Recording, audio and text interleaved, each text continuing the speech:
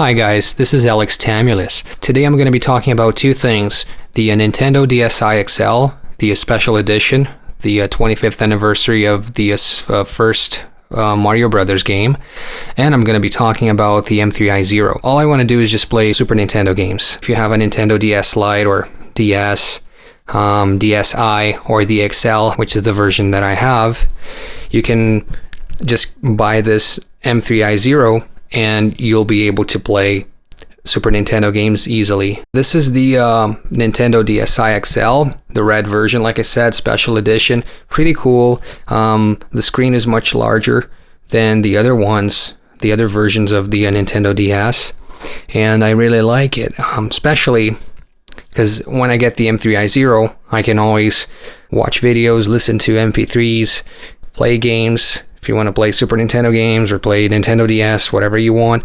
So the M3i Zero is 100% compatible with all the versions of the Nintendo DS. So if you've updated your Nintendo DS to the latest update, you'll be able to use the carts.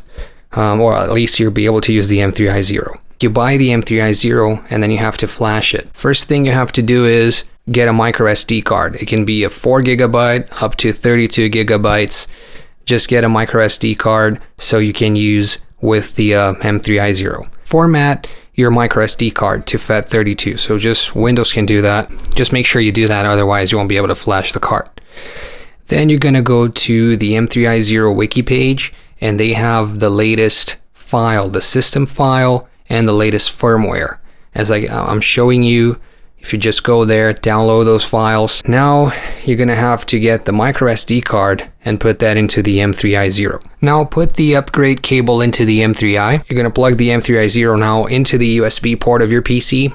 If it's blinking, it is working. It should be blinking for about 15 to 30 seconds, and after it stops blinking, it is enabled. Once you've done it, card's flashed, ready to go. It'll be showing as SpongeBob. I don't know why. Don't ask me why. It's just SpongeBob. You know, just click on it and it'll work. It'll start loading the M3 Sakura. And as you can see, I created folders. I have live shows. As you can see, I have a Metallica show that they played in Mexico. This is just an example to show you that video is supported. If you have an M3i Zero, it comes with Moonshell, which is basically a video player, like a VLC, if you will, and it can play MP3s as well. So, like, this is, if you don't have a tablet, or, you know, if the Nintendo DS is your main source of entertainment, you can try and make use of it, right? You can do more things. You don't have to just play your games. You can watch videos, you can play music, you can browse the internet. Okay, once you've done that, you're going to see the folders. You can access anything.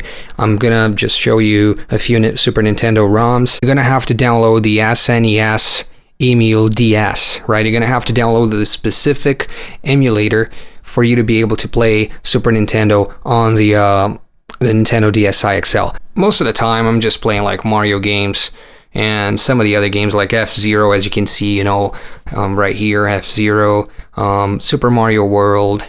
There's a game that I really like. It's a really long game, but it's fun because it's very 80s and it's cheesy. It's called Zombies Ate My Neighbors.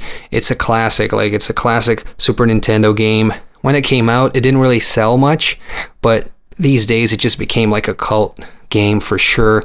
It is fun to play. Like I said, it is really long, but it's worth it. You know, it's always good to play games with zombies in 80s style. This is how I use mine, right? You don't have to do that. I'm just trying to show you other ways to use it. Watching videos, playing Super Nintendo. Anyways, let me know if you have any questions. I'll see you next time. Thank you for watching.